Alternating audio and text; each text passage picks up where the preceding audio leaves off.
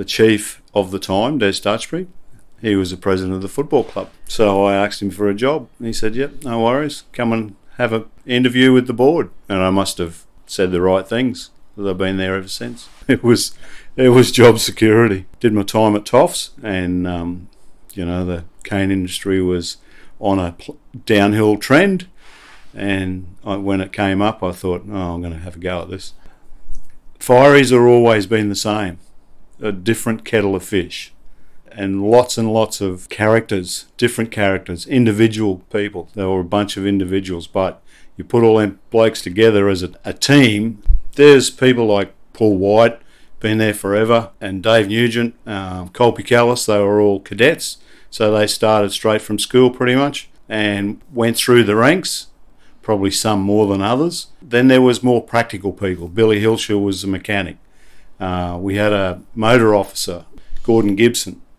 He was a mechanic. Loved playing with everything. Anything went wrong, we fixed it. We pulled apart the pumps, we pulled apart mowing machines, we pulled apart everything. We did all the maintenance ourselves. Then you had people, station officers or substation officers, the likes of Lenny Croucher is since passed. A hell of a nice bloke, and expected that everyone do what they had to do. You might be given a job by Len, and he'd come wandering out. Have you done that job yet? No, Len's still working on it. They were very proud fireys, absolutely very, very proud fireys, and their patch was what they thought was the best. Everyone in the community had the best service provided by all these dudes. Technology grabbed hold of a lot of them, and some of them couldn't move on with technology. It was a little bit difficult. I had a lot of progression all the way through, like year to year. So I had to have exams every 12 months, and every 12 months it got increasingly harder, and then we had to step up to a bridging area where we could become qualified to ride on the truck as an acting substation officer. And my first night of acting happened to be the birth of our baby. That was 30 years ago now. So she was born in the afternoon late, and I said to my wife, well, other kids are right, I'm going to work. It's my first night act and I'm not missing out on it. I've been involved in the community education side of things most of my career.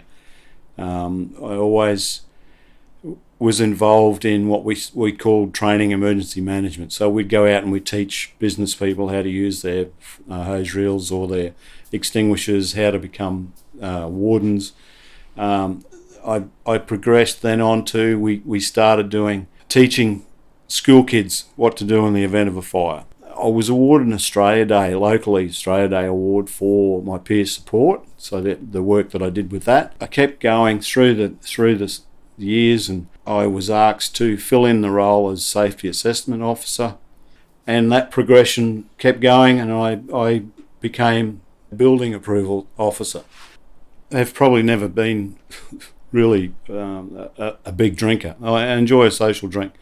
A lot of fireys back in the day, they would handle it and deal with it. Oh, let's go to the pub and we'll have a few drinks and we'll have a chat about this. And yep, that was the way that we handled things. We dealt with things. It was difficult being in a town like this because you get to know a lot of people, and a lot of times you go to a job and you're actually going to someone that you know.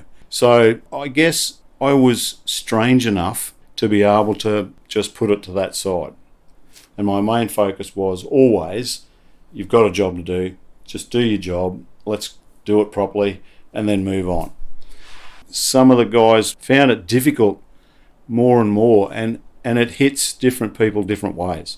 And it not always be the real traumatic side of our job. I always said, as we went and rolled our wheels, we're going to someone's trauma, whether it be a burnt out paddock for their cattle, whether it be their house, whether it be one of their loved ones was killed in a car crash. But every time we rolled our wheels, we would go to someone's grief. So I guess I was able to put that to one side and streamline it as much as I possibly could to think that's work only, and my rock was my wife. I'd go home and we'd talk about all of these problems, and she was always a good listening post.